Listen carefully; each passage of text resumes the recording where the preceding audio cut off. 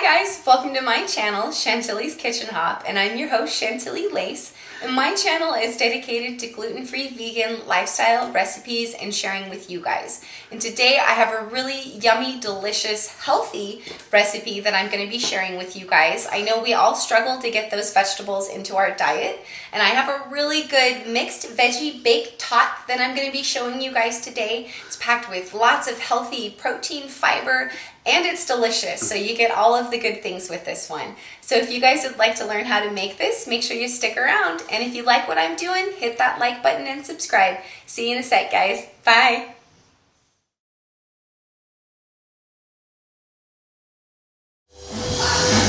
Hi guys, welcome to Chantilly's Kitchen Hop. Thanks so much for joining me today. I hope everybody's having a great day. And of course, as always, I know I say I have a great recipe for you guys, but I have a really fun one because I figure we're always trying to figure out how to get more vegetables into our diet and eat a little bit healthier without going too crazy. So today I have a perfect one for that. I think anybody would like it, vegetarian, vegan, meat eaters, kids.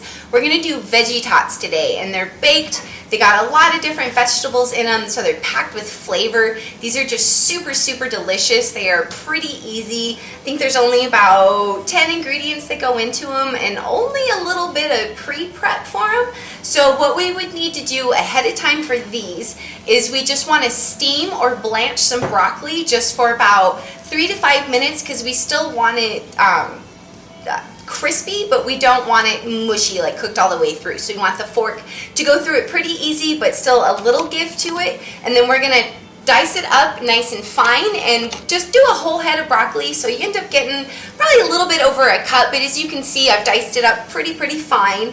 And then we want to also blot out all the moisture from that because we don't want too much moisture from the vegetables in this because we do want them getting crispy. And if we don't get all the moisture out, they won't get that way. And then I guess there's 2 other pre-preps. We also do want to grate some. We're going to do 1 medium-sized zucchini and then just 1 medium-sized carrot, or just not one of those little tiny guys. And then we're going to blot those out for a little bit. So that's what those are going to look like, just nice and shredded. But we do want to give those probably about a half an hour just to let all the liquid get out of them and just blot them with paper towels for a little bit. And then we're also doing 1 flax egg in this recipe. So we want to do that ahead of time as well. As you guys can see, it starts to get a little bit more gelatinous, I guess gooey, so it's a better binder. So that's just a little over 1 tablespoon of flaxseed or flax meal. Oh, I don't have my bag. I thought I did.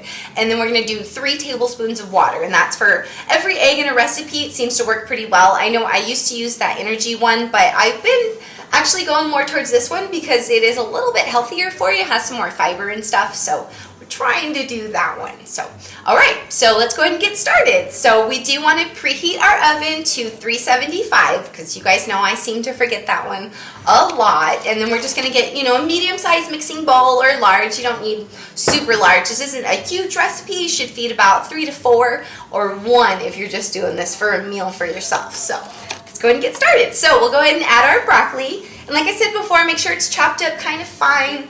It's going to end up being probably about 1.5 cups, maybe almost 2 cups. So size isn't really too much concern on this. I just pretty much do 1 head of broccoli because they're relatively about the same. And don't get a lot of the base. You want mainly the florets. So if you guys can see, there's a little bit of the stems in there, but not a lot more of the tops because those will get a little nicer texture and stuff. And then let's go ahead and add that zucchini and carrot that I showed you. We had all nice and shredded. Like this one, because this is, after you got all the prep work, this one is pretty easy. And then we're doing 1/2 of a red bell pepper. And again, you just want to have it diced up nice and fine because we want these pretty much bite-sized and we want everything to mix together pretty well. And if you have any large chunks, you're going to kind of have a hard time getting your tots to stay together. So, or you'll have a giant piece of broccoli sticking out of the side, and that might, maybe freak somebody out because sometimes people are like, vegetables. So we're trying to sneak it in on them. They don't have to know it's super healthy. Okay, so next we're going to do 2 garlic cloves, and we want to get those minced up pretty fine. Or if you don't have fresh garlic, you can do about I'd say 1 to 2 teaspoons of garlic powder, just depending on you know, flavor and stuff and how you guys like it. If you don't like a lot, then just stick with maybe even half a teaspoon. But I like my garlic, so I'm putting 2 cloves in there. And then we also are going to do sun-dried tomatoes, and we want the ones in the oil, but we do want to blot the oil out of these a little bit, and then we're just going to dice those up nice and fine so they're also bite-sized pieces. Right. Then we're going to do a half a cup of Panko breadcrumbs, and I have the Ian's today, and I'm even using the Italian herb one because I'm going to be putting some seasoning in here, so might as well double up on it. So I really do like this one. It's really good. It's gluten-free, vegan. It's not too expensive. So let's go ahead and do that. So that was a half a cup of that. And then we're going to do 3 tablespoons of nutritional yeast, or if you don't have nutritional yeast or you just don't want to use it, do 1/4 cup of grated Parmesan cheese. That'll add the same flavor. You're going to add a little bit more fat to it, so it's not going to be quite as healthy, but it'll still be really, really good. But I like the nutritional yeast because it adds that nice cheesy flavor, but you're also getting a lot of extra protein added in there, and B vitamins and iron and folic acid. So it's just actually making this an even better superfood in my mind, because we have so much fiber and protein in this. It's so good, and you don't know it's really healthy. So I really like that. Okay, so next, let's get our seasonings in here. We're going to do about 2 teaspoons of Italian herbs, and I don't have any fresh ones today, so that's why it's 2 teaspoons dried. If you had some fresh basil, rosemary, thyme, any of those would be really good in there. Throw them in. Otherwise, I just have the Italian seasoning mix, so I'm doing 2 teaspoons of that. And then we're going to do a teaspoon of onion powder, or even a half a teaspoon if you guys don't want a lot of flavor, but I like a lot of flavor, so we're doing a teaspoon. And then we're going to do probably about a teaspoon of salt. And that one's kind of preference to flavor. I do like mine a little bit more, not super salty, but I like the salt because it seems to bring out the flavor a little bit more for me. So if you guys are trying to watch the salt, you can definitely keep that down. And if you're doing the Parmesan cheese, you probably want less salt too, because Parmesan cheese has a very salty flavor to it, at least for me. A lot of times, I know like when I do those zucchini Parmesan fritters, I don't put any salt in those because the Parmesan cheese already has more than enough. So you might want to give it a little sample before you put your salt in if you do the Parmesan. Right, and then we're just going to give this a nice good mix up, kind of get everything distributed before we put our egg in there.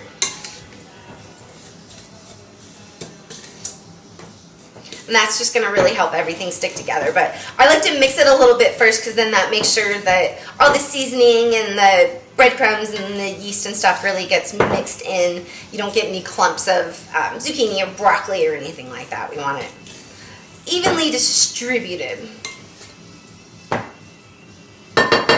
So give you guys a peek. So it's just really good looking right there. There's not much liquid in it yet. And then now we're going to add in that flax egg I was telling you guys about. And that's really what's just going to help bind this together.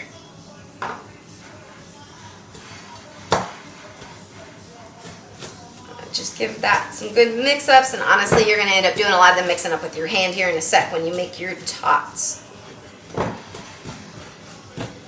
If you don't feel like there's quite enough liquid in there, you could add in just a little bit more water if you want, or even just a little dash of vegan milk just to help it stick together. But I would be careful. Maybe try to make a few before you make that decision if there's not enough liquid.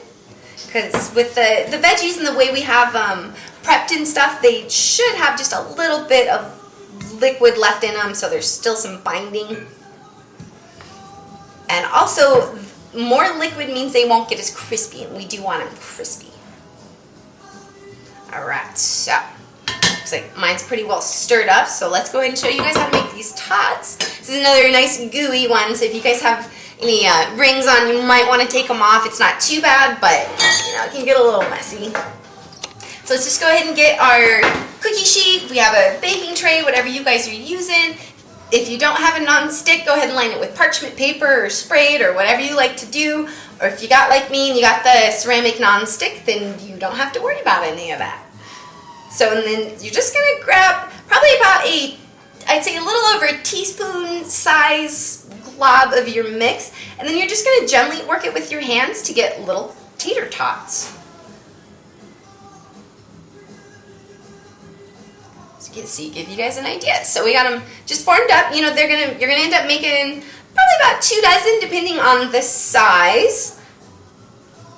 You know, if you're smart, I don't usually do this, but you could actually use a tablespoon scoop or an ice cream scoop, so they are uniformly, you know, the same size. But I seem to never do that. I just like to just dig in, and then if there's one guy that's too small, he's just too small.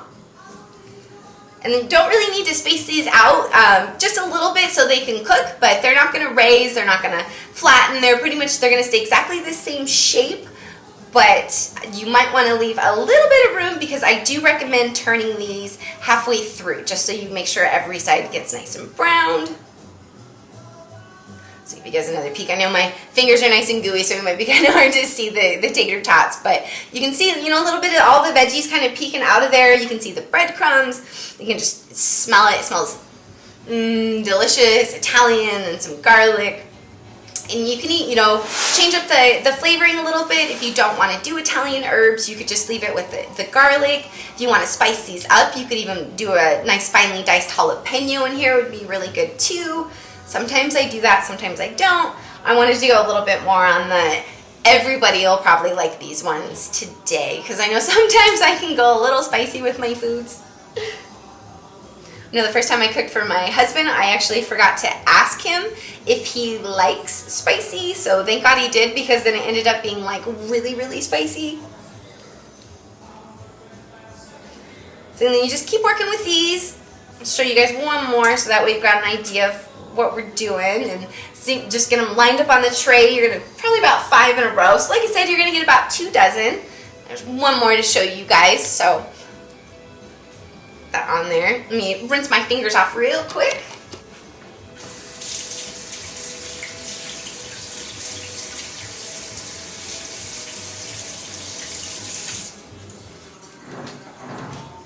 Be careful, it does get under your nails, but it's not too gooey. It does come off pretty easy. And then we're just gonna pop those in the oven at 375, like I'd already told you guys. We're gonna do them for about 25 minutes. I would check on them just about 20, because sometimes, you know, they might be a little bit smaller than the ones I'm making, so just give them a peek at 20. You're gonna know they're done. They really start browning.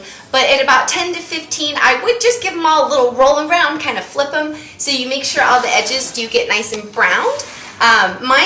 I do mine about 30 because I like mine a little bit more well done. I like them just nice and crispy. If you guys an idea kind of what they're going to turn out looking like, so the edges are all nice and brown. They actually keep their shape. They look like tater tots. They're really good with ketchup. You can make your own ranch dip with some sour cream. Just eat them on their own. I absolutely love these. I even top them sometimes with a little bit of avocado. And you can keep them in the fridge for about 3 days, or you can even freeze them once they're cooked and then just pop a couple out, stick them in your toaster oven or oven. I wouldn't recommend the microwave because they won't get crispy. They do get a little mushy, but they do work that way too. So that's one thing, you can kind of make these ahead of time and then just have them in your freezer when you need a good yummy snack, but you don't want to be too bad, so you can just pop those out, even throw them in an air fryer. So I really hope you guys like this one. It's a really good way to get a bunch of vegetables into your diet in one serving pretty much. I think we got about three servings of vegetables in here. So I really hope you guys try this one. I think you'll really like it and actually be really, really surprised with it. You can even play around with the veggies that you put in there. You could go a little more southwest, maybe do some black beans and some corn and the broccoli, or kind of maybe switch it around. I don't know. I haven't tried that yet, but maybe we will. But anyway, I hope you guys really enjoyed today. I hope you guys try it. I think you'll love it.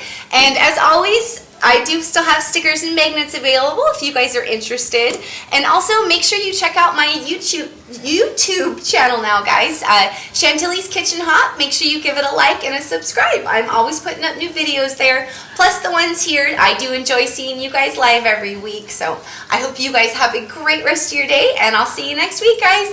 See you later. Bye.